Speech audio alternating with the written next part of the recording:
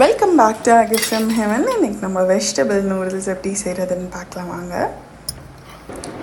ஒரு கேரட், ஒரு கேப்சிகம் நல்லா நீல வாக்கில் கட் பண்ணி வச்சுருக்கோம்.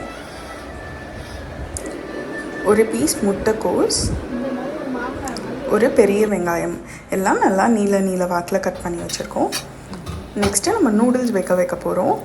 நல்லா தண்ணி கொதித்ததும் அது கூட கொஞ்சம் உப்பு, ஒரு டேபிள் ஸ்பூன் எண்ணெய் சேர்த்து நம்ம 2 பேக்கெட் நூடுல்ஸ் எடுத்துருக்கோம். நல்லா தண்ணி கொதித்ததும் அதில் போட்டு வேக வச்சு எடுத்துக்கணும். ரொம்ப குலைவாக வேக வச்சிடக்கூடாது. எப்போவுமே நூடுல்ஸ் பண்ணும்போது ஒரு 80 to 90% நூடுல்ஸ் வெந்தால் தான் அது சாப்பிடும் போது நல்லாயிருக்கும், உதிரியாகவும் இருக்கும்.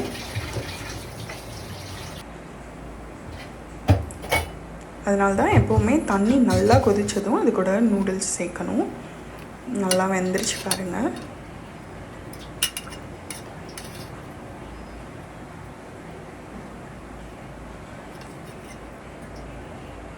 இப்போ நூடுல்ஸ் தனியாக ஒரு தட்டில் எடுத்துகிட்டு அது கூட நார்மல் டெம்பரேச்சரில் இருக்க வாட்டர் வச்சு ஒரு வாஷ் கொடுத்துக்கிறோம். ஸோ ஒன்றோட ஒன்று ஒட்டாமல் இருக்கும்.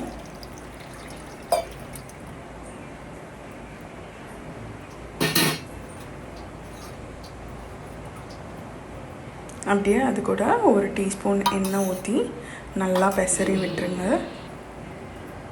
நூடுல்ஸும் நல்லா வேக வச்சு எடுத்தாச்சு. ஒரு கடாயில் ஒரு 3 to 4 டேபிள் ஸ்பூன் எண்ணெய் ஊற்றிக்கோங்க. எப்போவுமே நூடுல்ஸ் செய்யும் போது எண்ணெய் ரொம்ப கம்மியாக இருந்ததுன்னா சாப்பிட அந்தளவுக்கு நல்லா இருக்காது. ஸோ ஓரளவுக்கு ஒரு நார்மல் குவான்டிட்டி எண்ணெய் ஆட் பண்ணி சாட்டே பண்ணிக்கோங்க. நம்ம ஒரு 10 பல் பூண்டு நல்லா நீளமாக கட் பண்ணியிருக்கோம். அது மாதிரி 1 இன்ச்சுக்கு இஞ்சும் நல்லா நீல வாக்கில் கட் பண்ணி ஃபர்ஸ்ட் அது 2ம் போட்டு நல்லா ரோஸ்ட் பண்ணிக்கோங்க. நம்ம வெஜிடபிள் நூடுல்ஸ் செய்கிறதுனால ரொம்ப அப்படியே ரோஸ்ட் ஆகணும்லாம் அவசியம் இல்லை. அந்த கலர் சேஞ்ச் ஆனாலே போதும். க்ரன்ச்சியாக சாப்பிடும் போது தான் அதோட டேஸ்ட்டு ரொம்ப நல்லாயிருக்கும்.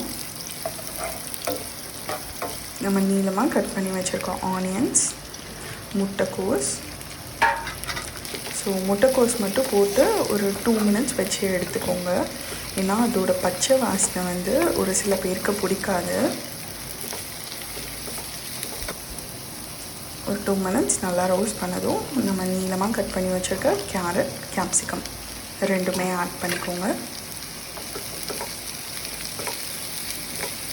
ஒரு நூடுல்ஸே நல்லா நிறைய வெஜ்ஜீஸ் போட்டு எவ்வளோ ஹெல்த்தியாக நம்மளால் பண்ண முடியுமோ அப்படி பண்ணி கொடுத்தோன்னா அதுக்கு தேவையான அளவு சத்தெல்லாம் கிடச்சிரும். ஸோ தேவையான அளவு உப்பு ஆட் பண்ணிக்கோங்க. நெக்ஸ்ட்டு நம்ம சாஸஸ் ஆட் பண்ண போகிறோம். ஸோ சாஸஸ் எல்லாமே உங்கள்கிட்ட இருக்கிறதுக்கு ஏற்ற மாதிரி ப்ரிஃபரன்ஸ் பண்ணிக்கோங்க. இதுதான் ஆட் பண்ணணும் அப்படின்றது கிடையாது. நாங்கள் ஜஸ்ட்டு உங்களுக்கு ஒரு ஐடியா தான் கொடுக்குறோம். ஒரு டேபிள் ஸ்பூன் சில்லி சாஸ், ஒரு tablespoon red chilli sauce. So first ஊற்றினது க்ரீன் சில்லி சாஸ், இது ரெட் சில்லி சாஸ்.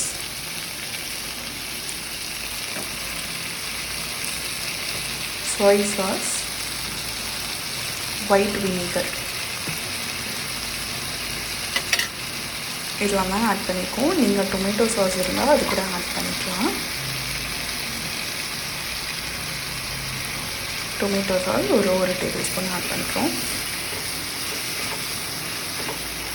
எல்லா சாஸஸும் ஆட் பண்ணி நல்லா ஒரு மிக்ஸ் கொடுத்துக்கோங்க.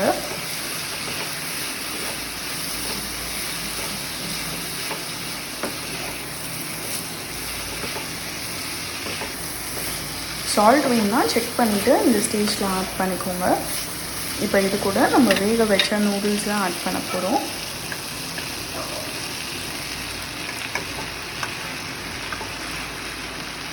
நீங்கள் இந்த எல்லா சாஸஸுமே போட்டிங்கன்னா இது கிட்டத்தட்ட அப்படியே நம்ம ரெஸ்டாரண்ட்டில் சாப்பிட்ற மாதிரியே இருக்கும். இப்போ இந்த நூடுல்ஸும் வெஜ்ஜீஸும் நல்லா மிக்ஸ் பண்ணணும். இதுதான் ஆக்சுவலாக ஒரு பெரிய டாஸ்க்கு. எப்படியோ மிக்ஸ் பண்ணி எடுத்தாச்சு எல்லாத்தையும் ஒன்றா.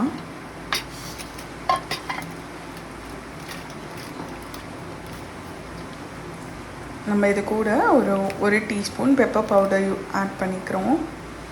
கொரியாண்டர் லீவ்ஸ், நீங்கள் எவ்வளோக்கு எவ்வளோ கொரியாண்டர் லீவ்ஸ் போடுறீங்களோ அவ்வளோ ஃப்ளேவரும் சாப்பிடும்போது அவ்வளோ நல்லா இருக்கும்.